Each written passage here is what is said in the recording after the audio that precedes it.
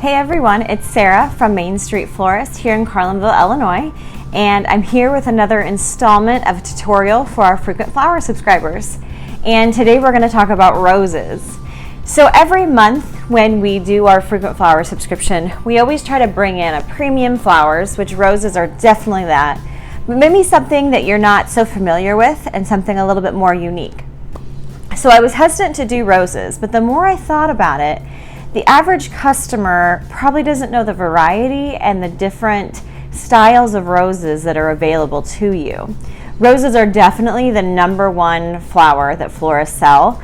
We actually get in about 50 roses a week, and when it comes to Valentine's Day and holiday times, we get over 1,000 to serve you guys on those holidays. But the most popular rose of choice is a red rose. I think that's because men feel comfortable buying a red rose. That's what they know is a good choice, but there's so many other choices, and so I want to share a little bit of that with you today. So you will be receiving either the shimmer peach rose, which looks like this, or the pink mondile, which is one of my favorites. I don't have it here with me today to show you, but I'm going to be using a free spirit. What's similar with all of these roses is they're a very high petal count, meaning they have lots of petals and they open up similar to what most people are familiar as a garden rose. So by definition to a florist, I don't know if we would call these a garden rose. We get garden roses in a lot for weddings and special events, but these are the next best thing. They have a much higher petal count than you would probably see with your typical red rose. We refer to the red, the variety, the name is a freedom rose. That's probably the number one selling red rose here in the United States. They open a little bit differently. All rose varieties do. It used to be that customers were very familiar with when the rose was tight, that meant it was the most fresh and it was going to last the longest. That still holds true in some cases, but some roses are meant to open up a little bit like this one and then will keep and last just as long compared to any other. So now they are basically genetically modified to last long, to act differently in a vase than other rose varieties. And so that's where we come in, is to help you understand what varieties, how they will perform, how long they'll last, and depending on the occasion, you know, for a wedding or even for sympathy work, you want that full-blown look rather than that tight rose. Roses are also cut at different stages, depending on maybe it's for holiday work or, like we said, event work. Sometimes roses are cut in almost the bud stage, or sometimes we refer to it as a Russian cut, where they're a little bit more open. But again, will still last and look beautiful for your dining room table or for your event. So, fun fact, the rose capital of the world used to be located in Pana, Illinois. Yes, you heard me right. Pana, Illinois used to be the rose capital of the world. This was years ago, before we started importing roses into the United States. Now, I would say over 85% of all roses that are sold in the flower industry in the United States are imported from South America. There's many reasons of why this happened, but one of the largest reasons was cost. Second largest is the growing season. We can get roses any time of the year now, where it used to be only certain seasons they were available. So let's get started in the design part. So today I'm going to design in a low cube.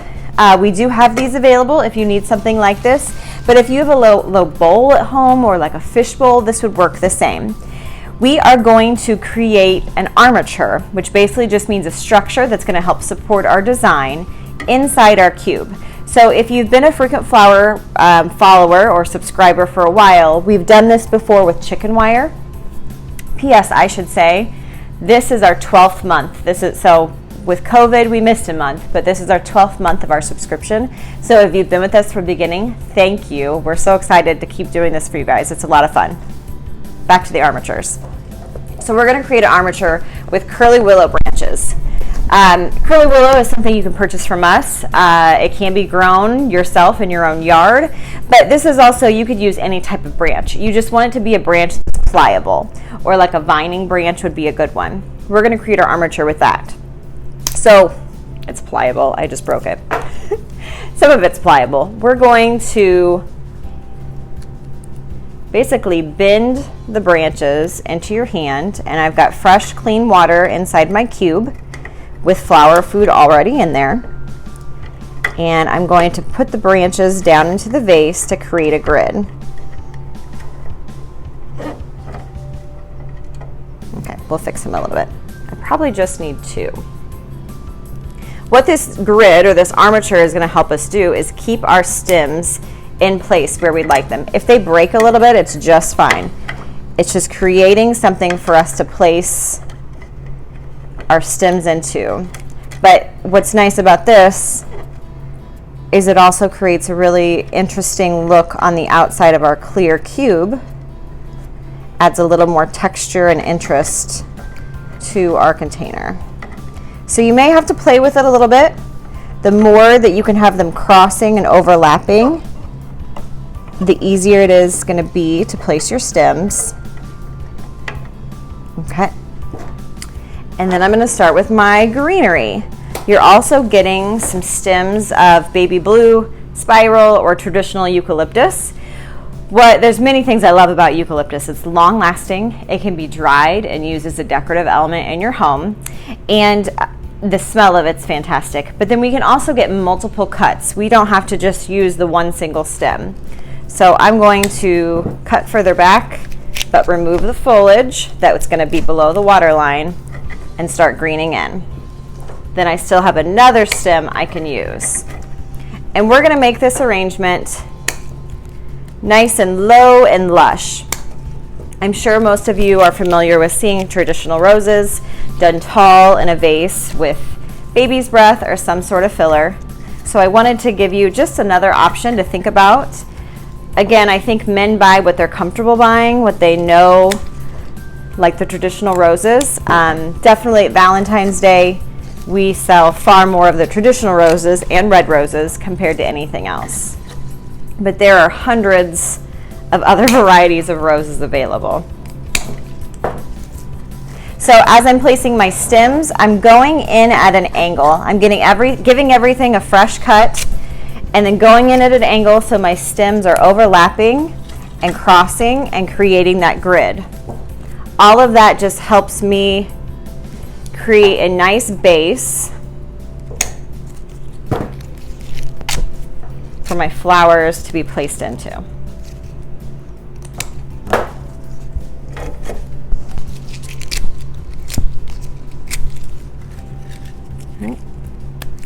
I will warn you, when working with eucalyptus, they are a little sappy. Your hands are going to get a little messy.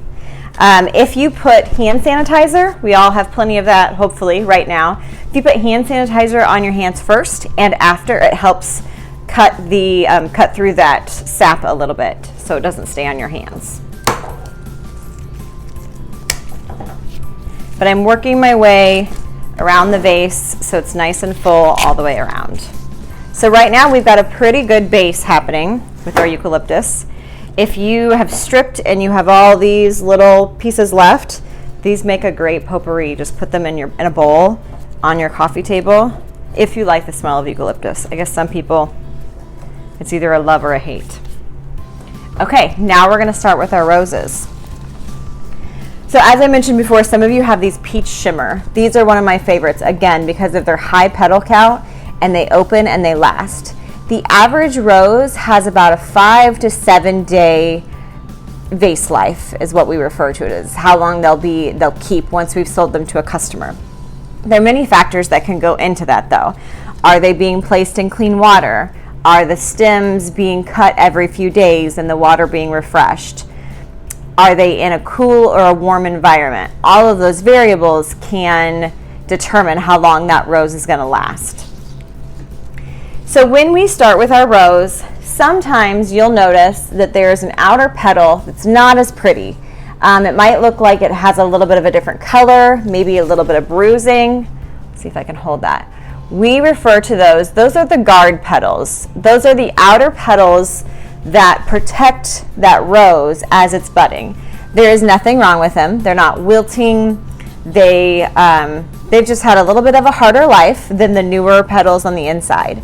Typically when we're arranging, if we think that it looks a little sad, we'll just remove that outer petal and that's not going to hurt the rest of the rose, but we remove it all the way down to the base.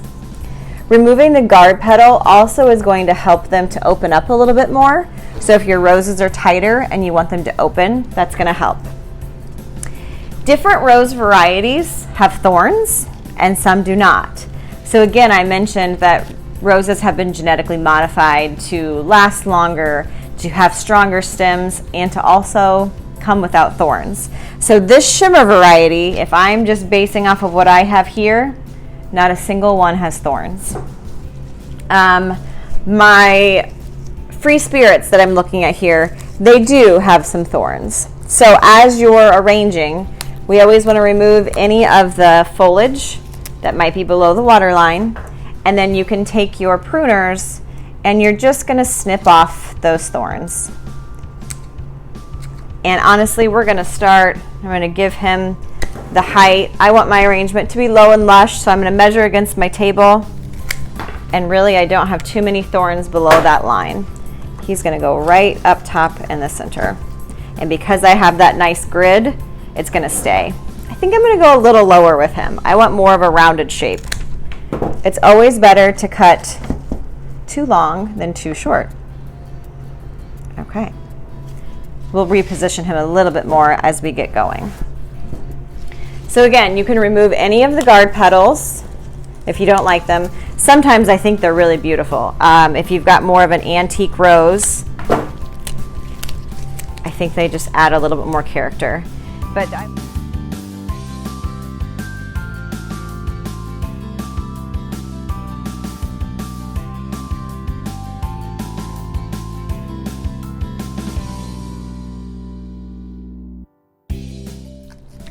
you can see how many actual petals are inside. It's amazing. And I love the different, on these free spirits, they kind of range from a coral, orange, yellow, pink, and there's so many petals. Flower confetti. You could also do that with your flowers if you just needed some flower confetti for your table. Another tool that we use here in the store, we have rose strippers. This is what it looks like. It has little metal teeth, and we can take this rose stripper, start up top, go in a downward motion, and it removes those thorns and leaves for us. Roses that have a shorter stem, like how I'm arranging them here, will actually last longer. They don't have to work as hard to drink water up all the way to the long stem.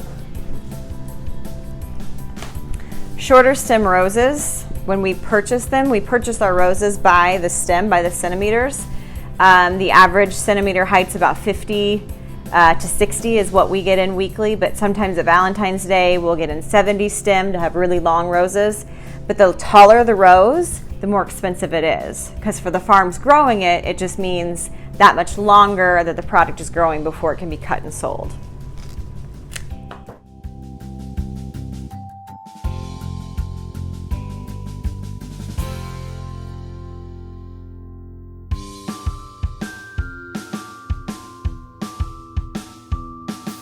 So if you get the 10 stem subscription, this is what it would look like. If you do the 15, it would be much more full. You could make multiple arrangements. But I do think roses too, they're pretty fascinating just to watch open, because you can really see how they each open, and they're a great one to try to dry afterwards if you hang it upside down. It used to be pretty traditional that florists would wire roses. Now, again, they're grown to be a much stronger stem that we found that wiring them really isn't necessary. So if you have any other rose questions, just leave a comment on the video, or if you want to give us a call, we'd be happy to answer. So glad that you guys could join us this month, and happy designing.